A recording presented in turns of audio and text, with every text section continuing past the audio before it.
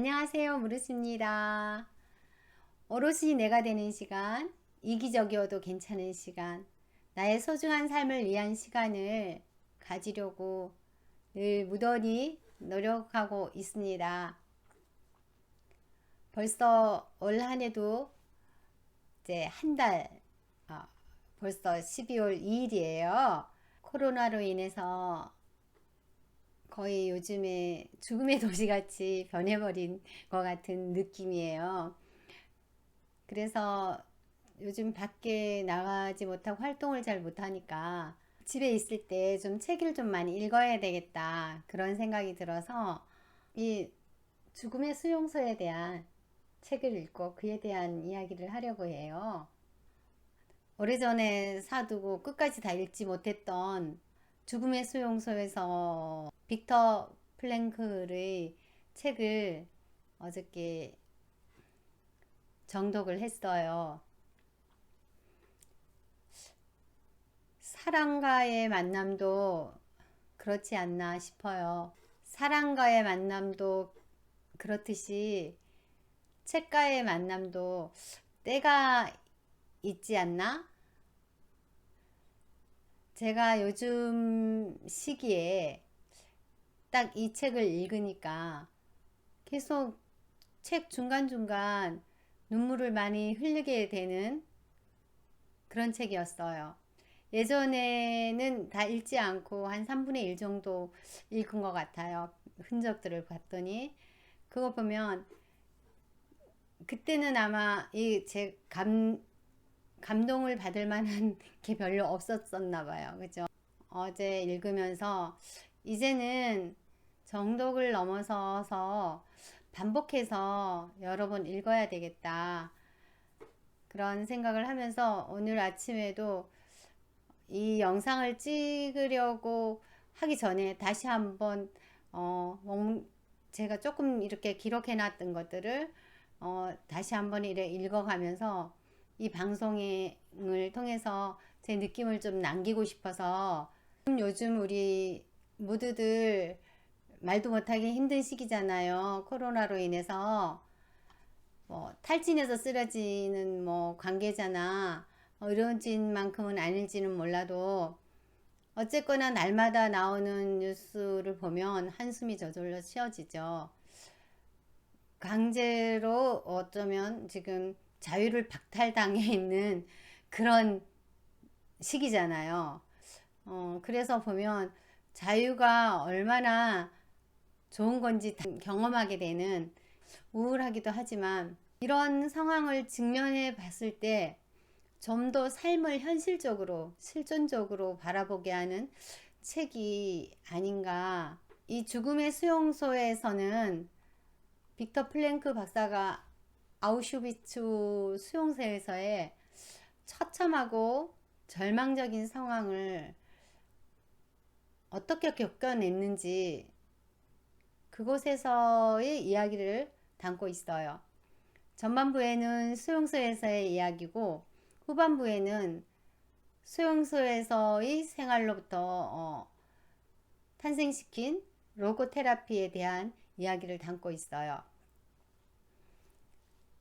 이 로고 테라피는 그리스어와 테라피를 합쳐서 만든 단어라고 해요. 의미를 뜻하는데, 인간 존재의 의미는 물론 또 그 의미를 찾아 나가는 인간 의지에 초점을 맞춘 그런 이론이에요. 많은 분들이 이 책을 읽어서 많이 아시겠지만 제가 몇 가지만 자유에 대한 것과 왜 살아야 하는지,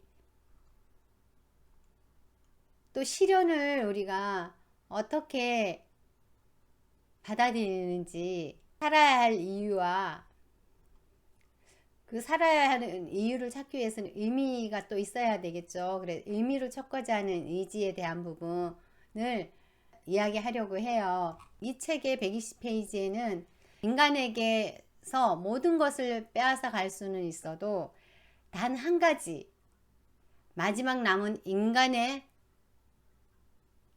자유, 주어진 환경에서 자신의 태도를 결정하고 자기 자신의 길을 선택할 수 있는 자유만은 빼앗아 갈 수 없다.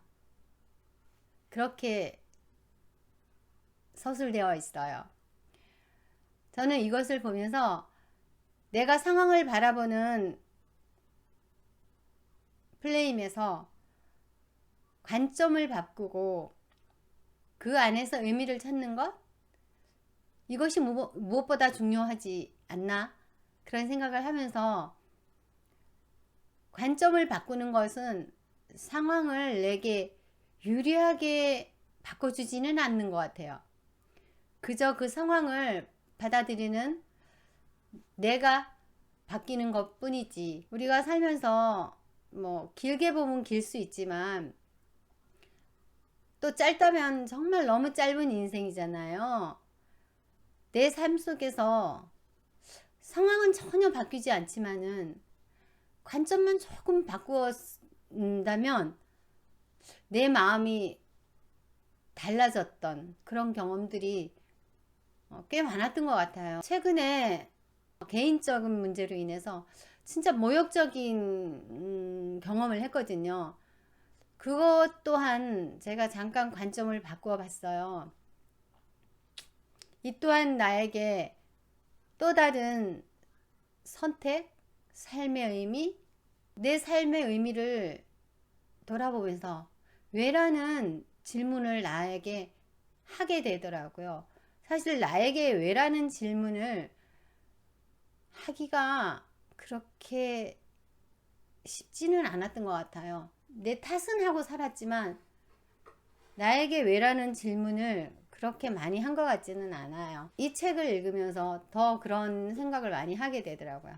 그러기 위해서는 관점을 바꾸려면 의미가 중요하겠다.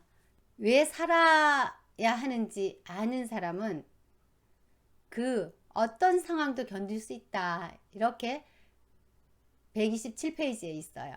어려움 상황이 인간에게 정신적으로 자기 자신을 초월할 수 있는 기회를 준다는 사실을 종종 잊어버린다. 어려운 상황이 오히려 나 자신을 초월할 수 있는 기회가 되는 다는 거를 좀 인간에게 모든 것은 빼앗아 갈 수 있어도 단 한 가지 마지막 남은 인간의 자유, 주어진 환경에서 자신의 태도를 결정하고 자신의 길을 선택할 수 있는 자유만은 빼앗아 갈 수 없다. 그 수용소에서의 생활이 모든 것을 다 빼앗아 갔죠. 그렇지만 그 마음의 자유, 주어진 환경에서의 내가 어떤 태도로 살아가는지.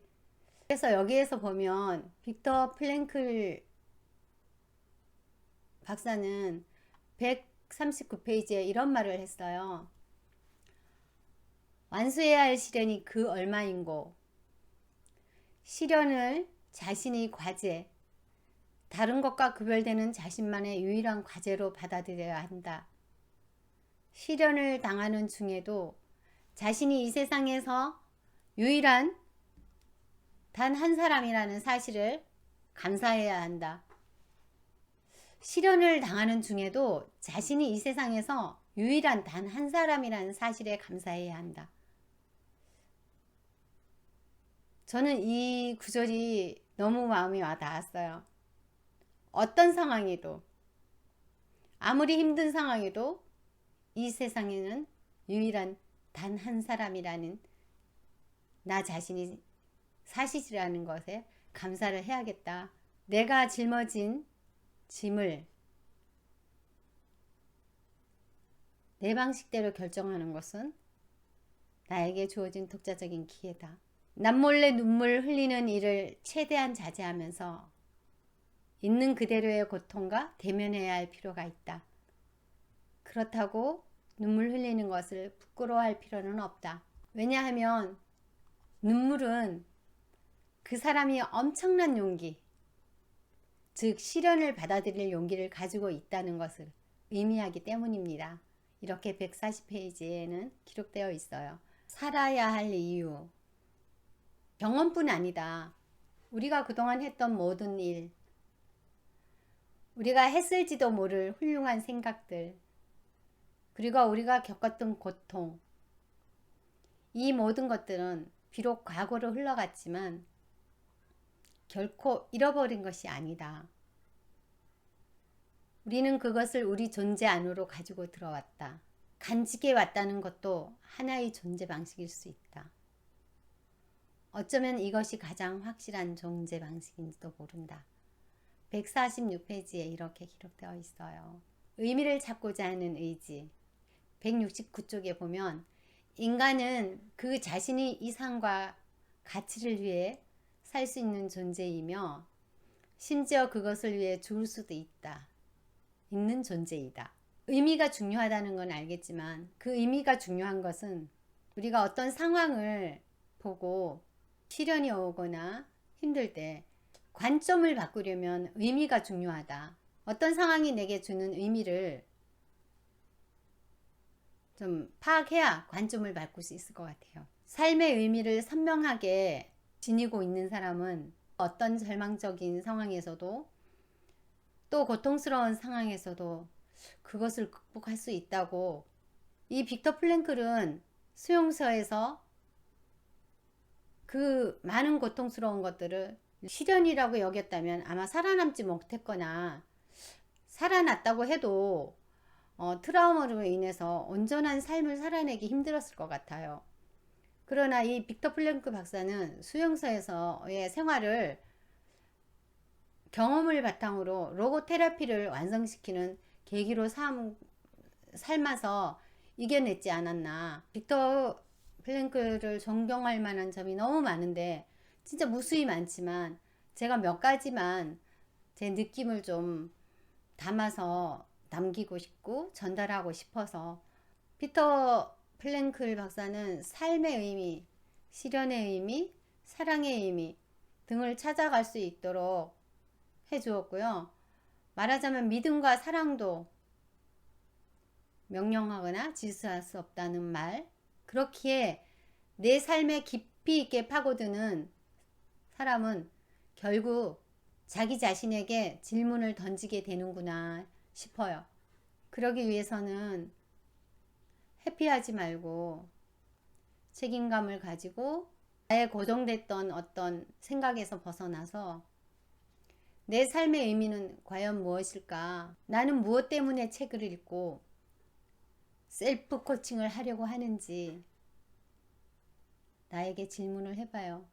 내가 좀 더 넓은 관점에서 바라볼 수 있기를 바라는 마음에서 자꾸 책을 찾고 있고 더 넓은 관점에서 바라볼 수 있기를 기대하는 거 아닌가. 왜라는 질문을 통해서 현재 내 삶에 나는 책임감을 가지고 가고 있는지, 그렇다면 현재 어떤 뚜렷한 삶의 의미를 찾지는 못했지만, 아니 찾지 못한 것보다 늘 자꾸 변하게 되지만 확실한 건 확정해 나가고 있다는 점이에요.